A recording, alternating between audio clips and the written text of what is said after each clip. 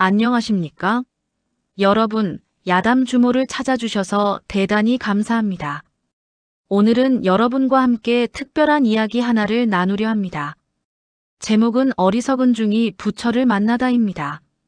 사람은 누구나 깨달음을 꿈꿉니다.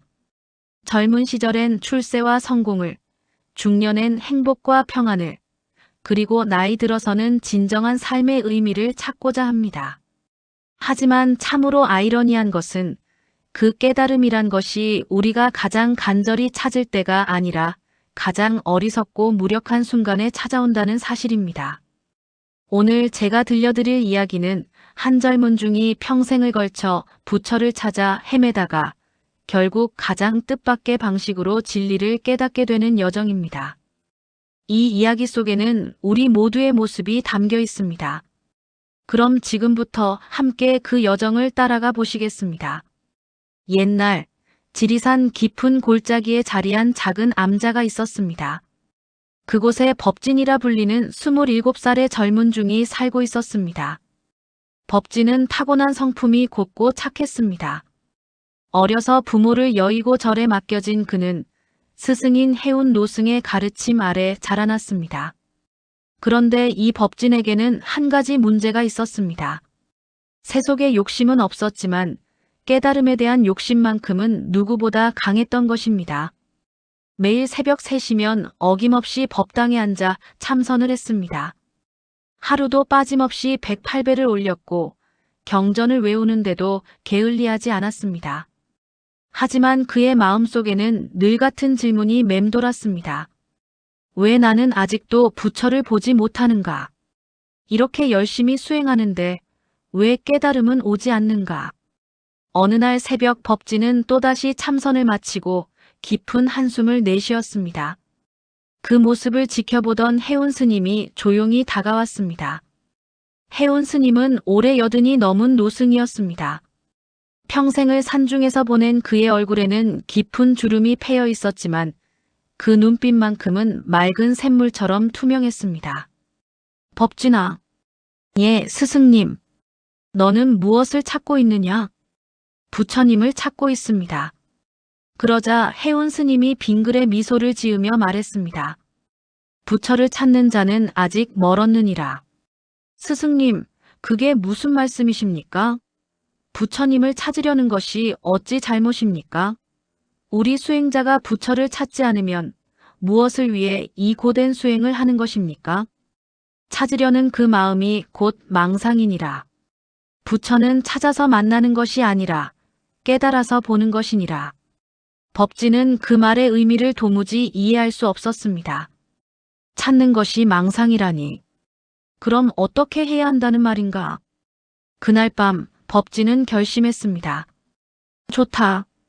스승님 말씀이 무슨 뜻인지는 모르겠지만 나는 직접 부처님을 만나 깨달음을 얻고야 말겠다.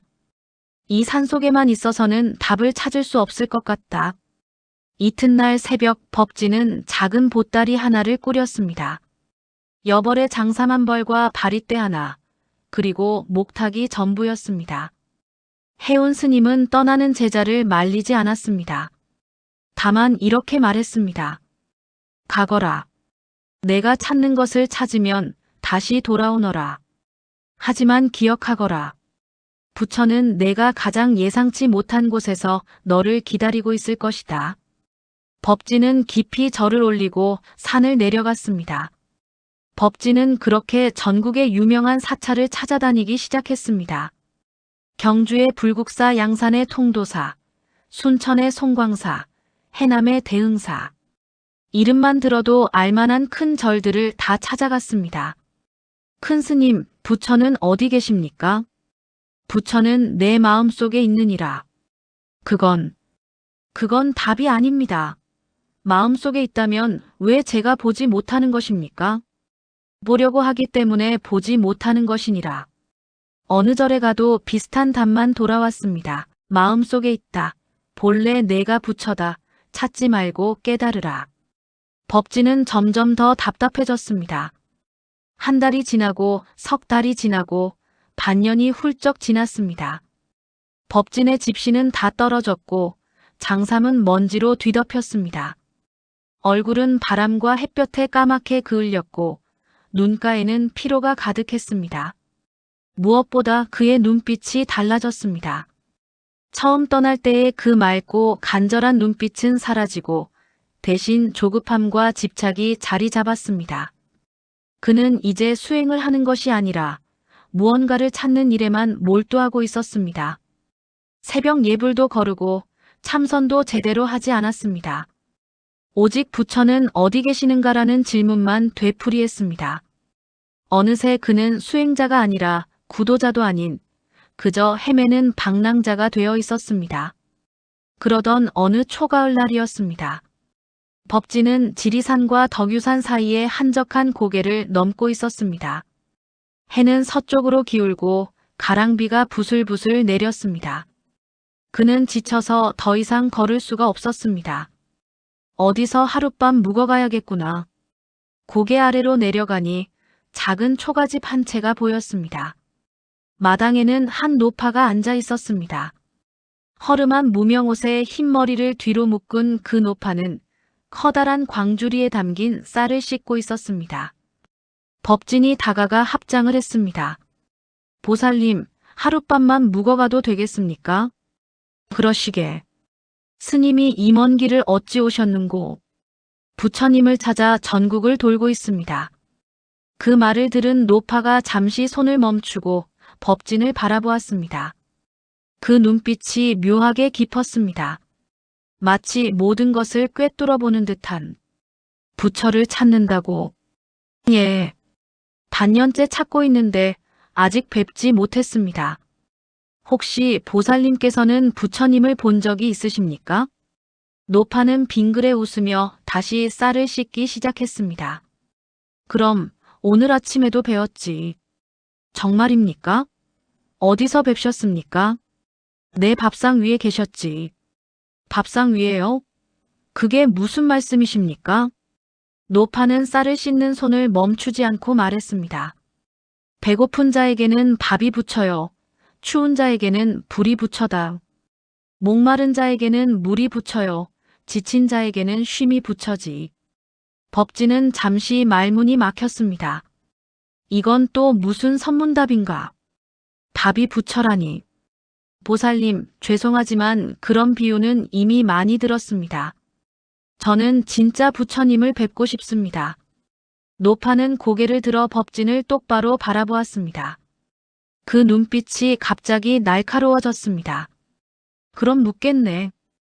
진짜 부처가 뭔가? 그야. 깨달음을 얻으신 분, 모든 중생을 구원하시는 분. 그 부처가 어디 있다고 생각하나? 그걸 제가 모르니까 찾아다니는 것 아니겠습니까? 참으로 어리석구나. 부처를 만나도 몰라보는구나. 법진은 그 말에 기분이 상했습니다. 이 노파가 나를 어리석다고. 내가 몇 년을 수행하고 얼마나 많은 경전을 외웠는데. 그는 노파에게 제대로 절 한 번 하지 않고 그냥 돌아섰습니다. 보살님, 감사하지만 다른 곳에서 자겠습니다. 허허. 부처를 찾는다는 자가 정작 부처 앞에서 절도 안 하고 가는구나. 참으로 기이한 일이로다. 법진은 그 말을 듣고도 뒤돌아보지 않았습니다. 그는 고개를 넘어 계속 걸었습니다. 법진은 며칠을 더 걸어 큰 장터가 있는 마을에 도착했습니다. 전주 남부시장이었습니다. 5일장이 서는 날이라 온갖 사람들로 북적였습니다. 여기 봐요, 신선한 배추. 이것만한 배추 없어요. 무명천 사세요. 겨울 준비하세요. 엿강정 맛있는 한과. 법진은 그 소란 속을 걸으며 사람들에게 물었습니다. 부처님을 본 적 있습니까? 부처? 그런 건 절에나 가서 찾으시오. 여긴 장사하러 온 곳이오. 혹시 깨달음을 얻으신 분 계십니까? 깨달음? 허허, 스님, 농담도 유분수지. 우린 오늘 저녁거리나 걱정하는 사람들이오. 법진은 점점 더 지쳐갔습니다. 여기도 아니구나. 대체 부처는 어디 계신 것인가? 그때였습니다. 저 앞에서 갑자기 요란한 소리가 들렸습니다. 으악! 아이고! 한 노인이 무거운 수레를 끌다가 비틀거리고 있었습니다. 수레에는 김장용 무와 배추가 가득 실려 있었습니다. 노인은 힘겹게 수레를 끌고 있었지만 언덕길이라 잘 올라가지 않았습니다. 그때 한 꼬마 아이가 달려왔습니다. 7살쯤 되어 보이는 그 아이는 작은 손으로 수레를 끌기 시작했습니다. 할아버지, 제가 도와드릴게요. 노인이 고맙다며 고개를 돌리는 순간 수레가 갑자기 뒤로 밀렸습니다. 아이는 중심을 잃고 그만 넘어지고 말았습니다. 으앙! 무릎이 바닥에 쓸려 피가 났습니다. 아이고 얘야! 아이의 어머니가 달려왔습니다. 그녀는 아이를 번쩍 안아 올리고 수건으로 무릎의 흙을 조심스레 닦아주었습니다. 아파? 많이 아파? 으흑. 엄마. 괜찮아, 괜찮아. 우리 착한 아들, 할아버지 도와주려다 다쳤구나. 울지 마라. 그리고 어머니는 아이를 꼭 안으며 나지막이 말했습니다. 이것도 인연이다. 좋은 일 하려다 다치면 그것도 복이란다. 그 순간이었습니다. 법진의 가슴이 뜨거워졌습니다. 마치 무언가가 확 트이는 느낌이었습니다. 이것도 인연이다. 좋은 일 하려다 다쳐도 복이다. 그 평범한 말 속에 그토록 찾아 헤매던 진리가 담겨 있었습니다. 법진은 그 자리에 멈춰 섰습니다. 그리고 주위를 둘러보았습니다. 지나가는 사람들, 물건을 파는 상인들, 구경하는 아이들. 모두가 그저 평범한 일상을 살아가고 있었습니다. 하지만 그 평범한 순간 속에 부처가 있었습니다. 그렇구나. 부처는 저 멀리 계신 것이 아니었구나. 아이를 걱정하는 어머니의 마음, 노인을 돕는 아이의 마음, 서로를 배려하는 그 모든 순간 속에 부처가 계셨던 것이구나. 법진의 눈에서 눈물이 흘러내렸습니다. 그는 그 자리에 털썩 주저앉았습니다. 그리고 장터 한복판에서 수많은 사람들이 지나다니는 그곳에서 그는 두 손을 모아 절을 올렸습니다. 한 번, 두 번, 세 번. 저 스님이 왜 저러나? 피곤해서 그런가 보네. 사람들은 이상하다는 듯 지나쳤지만 법진은 아랑곳하지 않았습니다. 그는 오랫동안 그렇게 절을 올렸습니다. 법진은 그날로 길을 돌렸습니다. 더 이상 절을 찾아다니지 않았습니다. 더 이상 사람들에게 묻지 않았습니다.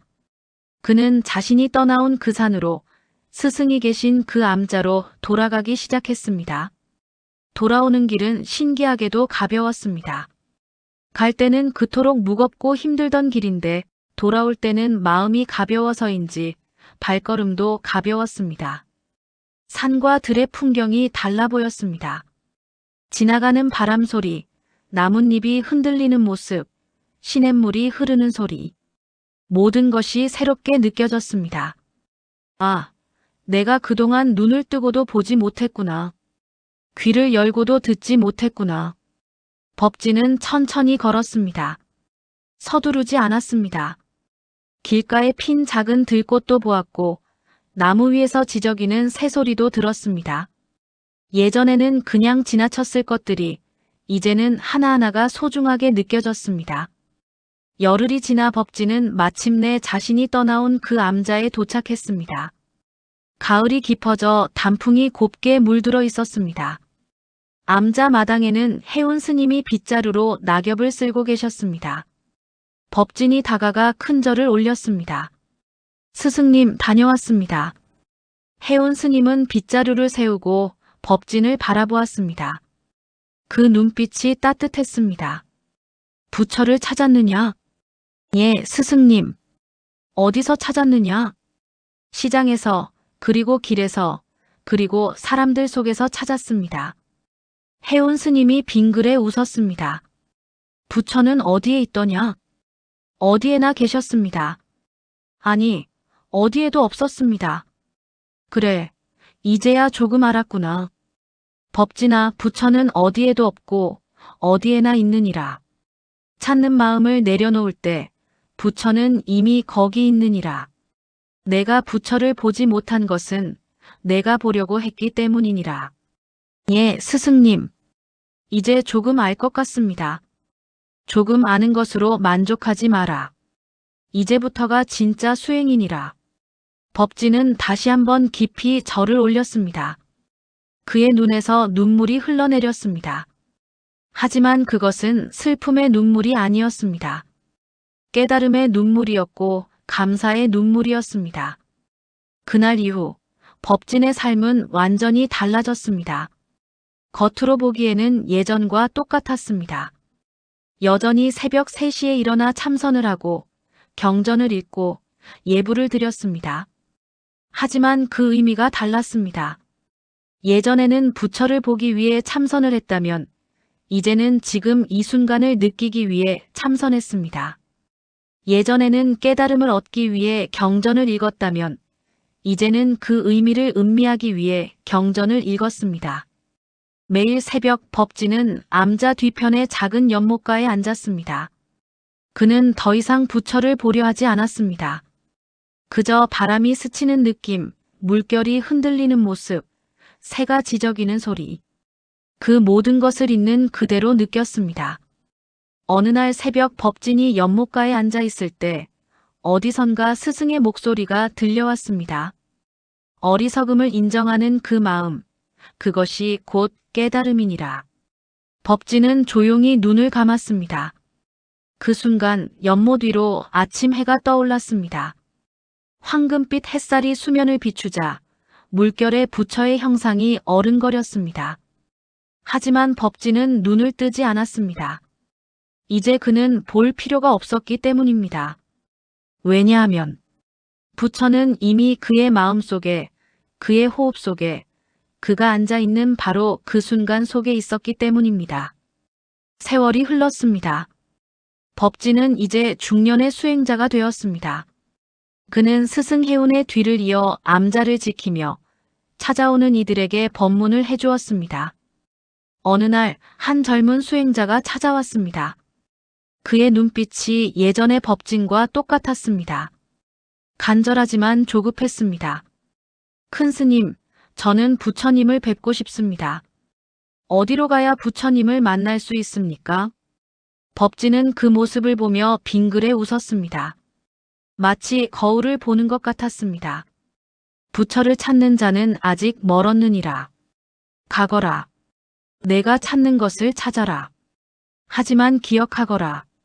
부처는 내가 가장 예상치 못한 곳에서 가장 평범한 순간에 너를 기다리고 있을 것이다. 젊은 수행자는 그 말을 이해하지 못한 채 고개를 갸웃하며 떠났습니다. 법진은 그 뒷모습을 보며 합장했습니다. 저 친구도 언젠가는 알게 되겠지. 부처는 멀리 있지 않다는 것을. 바로 저 발걸음 속에, 저 숨결 속에, 저 마음 속에 계시다는 것을. 그날 저녁 법진은 해운 스님의 사리탑 앞에 앉았습니다. 이미 몇 해 전에 스승은 입적하셨습니다.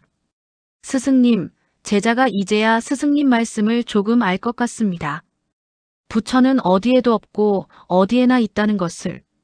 찾는 마음을 내려놓을 때 비로소 보인다는 것을. 가을바람이 불어와 탑 주변의 풀잎을 흔들었습니다. 마치 스승의 대답처럼 느껴졌습니다. 그로부터 며칠 후 법진은 시주를 받으러 산을 내려갔습니다. 그런데 마을 어귀에서 낯익은 모습을 보았습니다. 그 옛날 고개 아래에서 만났던 그 노파였습니다. 세월이 많이 흘렀지만 법진은 단번에 알아보았습니다. 보살님, 노파도 법진을 알아보고 미소 지었습니다. 오, 그때 그 젊은 스님. 이제 제법 어른스러워졌구먼. 법진은 노파 앞에서 큰 절을 올렸습니다. 보살님, 그때는 제가 무례했습니다. 용서해 주십시오.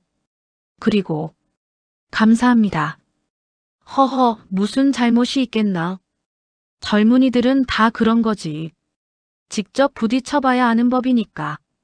보살님, 그때 부처를 만나도 몰라본다고 하셨죠. 그 말씀이 맞았습니다. 보살님이 바로 부처님이셨습니다. 노파가 손을 저었습니다. 아니야, 이 늙은이가 무슨 부처겠나. 다만 밥 짓고 빨래하고 그렇게 사는 평범한 사람이지. 그것이 바로 부처입니다. 평범한 일상 속에서 감사하며 사는 것, 작은 것에도 기쁨을 느끼는 것, 만나는 이들에게 따뜻한 말 한마디 건네는 것, 그것이 바로 부처의 삶입니다. 노파는 법진의 어깨를 가볍게 두드렸습니다. 이제 진짜 수행자가 되었구나. 앞으로도 그 마음 잃지 말거라. 예, 명심하겠습니다.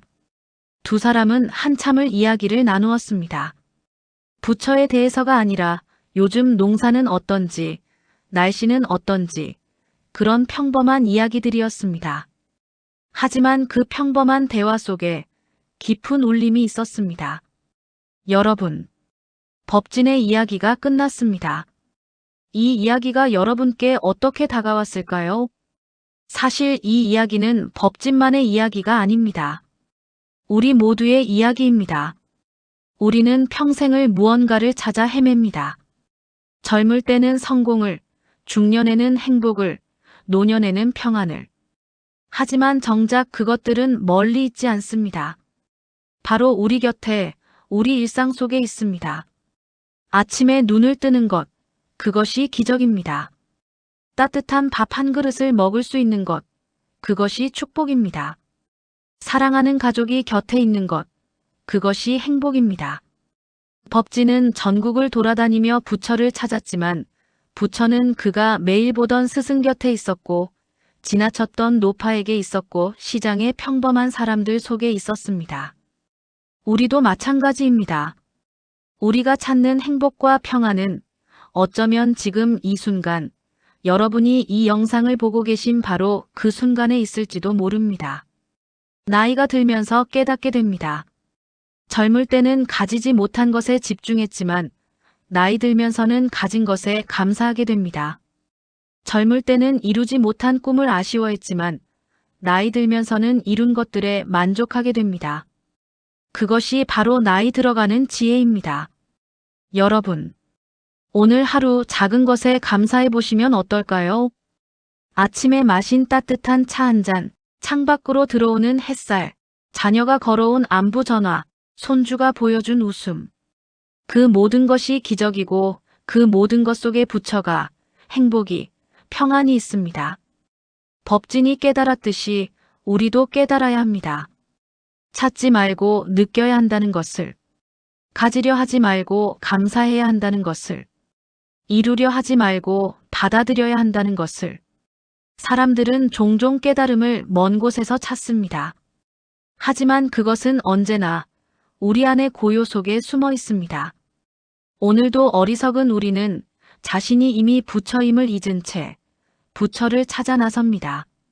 하지만 이제는 멈춰서서 돌아보면 어떨까요? 우리가 찾던 모든 것이 이미 우리 곁에 있다는 것을. 오늘 이야기가 여러분의 마음에 작은 울림이 되었기를 바랍니다. 다음 시간에도 좋은 이야기로 찾아뵙겠습니다. 도움이 되셨다면 구독과 좋아요 부탁드립니다. 늘 건강하세요.